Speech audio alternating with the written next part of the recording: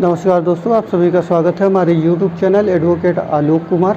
आज के दौर में जहां व्हाट्सएप चैट्स को सबूत मानने के लिए कुछ न्यायालय जो है इसको स्वीकार करती हैं, कुछ न्यायालय जो है व्हाट्सएप चैट्स को सबूत मानने पर अस्वीकार कर देती है। न्यायालयों के अपने भिन्न भिन्न राय हैं। आज का दौर सोशल मीडिया का आधुनिक युग चल रहा है। साइंस और टेक्नोलॉजी में जो है लोग बहुत ही आगे जा रहे हैं। तो यदि मान लीजिए किसी प्रकार का संज्ञेय ऑफेंस हो रहा हो और किसी व्यक्ति के पास इतना टाइम ना हो कि वो जो है पुलिस स्टेशन में जाकर एफआईआर कर सके, तो क्या वो इस स्थिति में व्हाट्सएप या ईमेल के माध्यम से एसएचओ को जो है अपनी शिकायत पत्र लिख के भेज सकता है?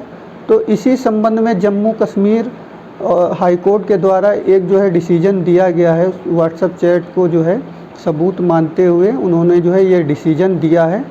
तो बात करते हैं ये कौन सा केस लॉ है जिसमें जो है इस प्रकार का डिसीजन दिया गया है। तो बात करते हैं इस केस लॉ के बारे में। ये केस लॉ है हमारा आदिल शेख और अन्य बनाम सबा शेख और अन्य। इसमें जो है ये जो सुनवाई कर रही है वो हमारी पीठ के जस्टिस हैं जावेद इकबाल वानी साहब, जो इस केस में जो है डिसीजन देते हैं। तो इस केस के फैक्ट के बारे में बात करते हैं। तो इस केस का फैक्ट क्या है? तो इस केस का जो फैक्ट है, सबसे पहले दोनों का जो डिस्प्यूट होता है वो किसी संपत्ति के कारण जो है डिस्प्यूट होता है।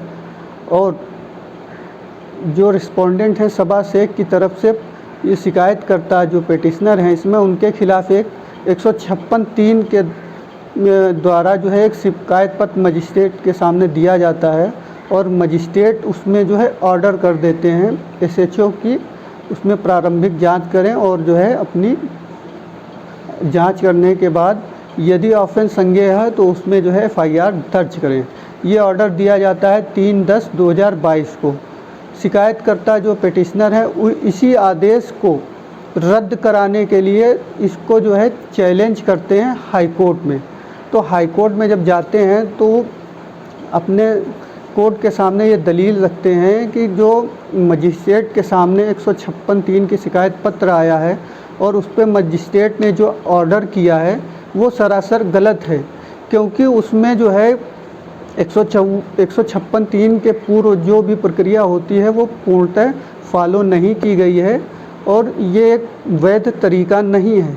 क्योंकि 156(3) दाखिल करने से पहले आपको जो है एफआईआर कराने के लिए थाने में जाना पड़ता है और यदि वहाँ पे कोई सुनवाई नहीं होती है तो उनके सीनियर्स को भी जो है एप्लीकेशन देनी होती है। यदि वो भी सुनवाई नहीं करते हैं उसके बाद आपके पास ऑप्शन होता है कि आप 156(3) के तहत मजिस्ट्रेट के सामने अपना आवेदन प्रस्तुत करते हैं, शिकायत पत्र दाखिल करते हैं।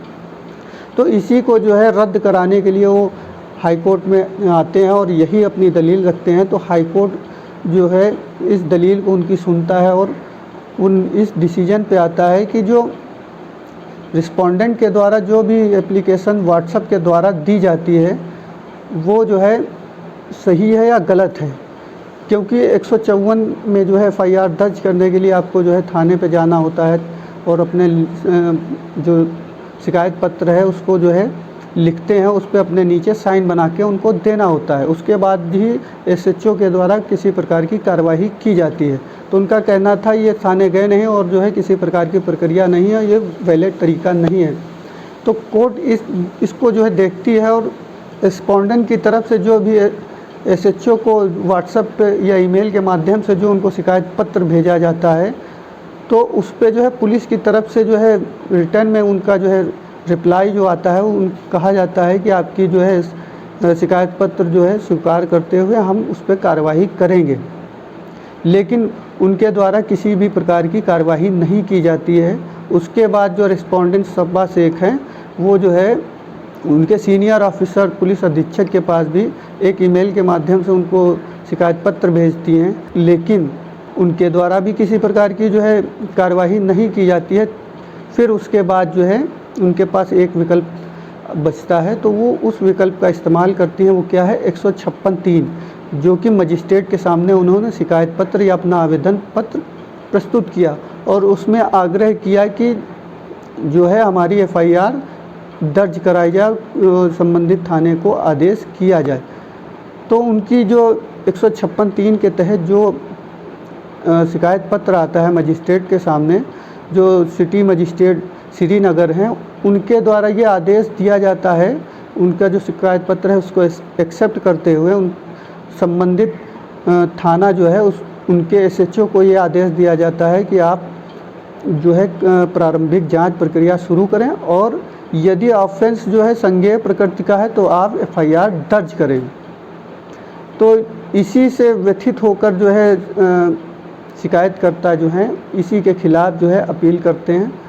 फिर आगे का मामला क्या होता है, तो कोर्ट ये देखती है कि प्रोसेस जो है व्हाट्सएप के द्वारा उन्होंने सूचित किया पुलिस को, पुलिस ने एक्सेप्ट किया और उसको जवाब दिया कि हाँ हम आपकी कार्रवाई करेंगे। किसी प्रकार की कार्रवाई नहीं होने पर तब जो है रिस्पोंडेंट की तरफ से ये शिकायत पत्र मजिस्ट्रेट के सामने दिया गया है, और मजिस्ट्रेट ने इसमें जो भी फैसला किया है वो किसी प्रकार से गलत नहीं किया है, ना ही किसी के दबाव में किया है, और उनके द्वारा जो भी फैसला किया गया है वो एकदम सही है। क्योंकि कोर्ट ने पाया कि जो भी रिस्पोंडेंट की तरफ से जो भी व्हाट्सएप के चैट्स हैं उसमें 154(1) क्लॉज 1 के तहत जो भी प्रावधान हैं उसको उसने पूरा किया है। उसके बाद उसने जो है ये FIR के लिए जो है आवेदन अपना मजिस्ट्रेट के सामने किया है, क्योंकि पुलिस ने जो है किसी प्रकार की कार्रवाई नहीं की, और 154 क्लॉज 3 के तहत भी जो भी प्रोसेस या भी जो भी प्रावधान है उसको भी उसने फॉलो किया, और उनके सीनियर ऑफिसर्स को भी इसकी सूचना दी, उनके द्वारा भी किसी प्रकार की जो है कार्रवाई नहीं की गई। उसके बाद जो है उसने 156(3) के तहत जो है मजिस्ट्रेट के सामने अपना जो है आवेदन पत्र या शिकायत पत्र दिया है। उस पर जो मजिस्ट्रेट के द्वारा जो भी आदेश पारित किया गया है वो एकदम बिल्कुल सही है। इस बीच जो है कोर्ट में एक बात का भी जिक्र होता है, केस लॉ का जिक्र होता है, जो कि है निहारिका इंफ्रास्ट्रक्चर बनाम जो है स्टेट ऑफ महाराष्ट्र। इसमें जो है आपराधिक शिकायत के बारे में बात कही गई थी कि इसमें जो है कहा गया था कि प्रारंभिक चरण में इसको बाधित नहीं किया जाना चाहिए, और ना ही FIR रद्द करवाना के लिए जो है यह एक अपवाद होना चाहिए, और यह एक दुर्लभ प्रक्रिया होनी चाहिए।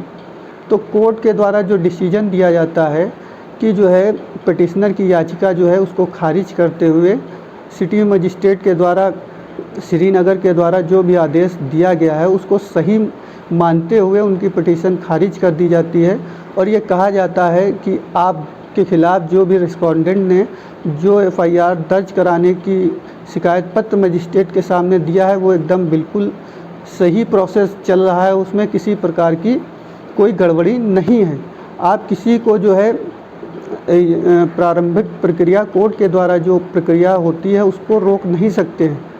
कोर्ट ने डायरेक्शन दिया था SHO कि आप जो है इसकी प्रारंभिक जांच करें, और यदि जांच में संज्ञेय अपराध होता है तो आप उसके खिलाफ़ FIR लिखें, तो आप उसको रोक नहीं सकते हैं, उसको कैंसिलेशन नहीं करा सकते हैं। ये एक प्रक्रिया है। तो वीडियो पसंद आई हो तो लाइक शेयर एंड सब्सक्राइब ज़रूर करें। मिलते हैं नेक्स्ट वीडियो में। Thanks for watching.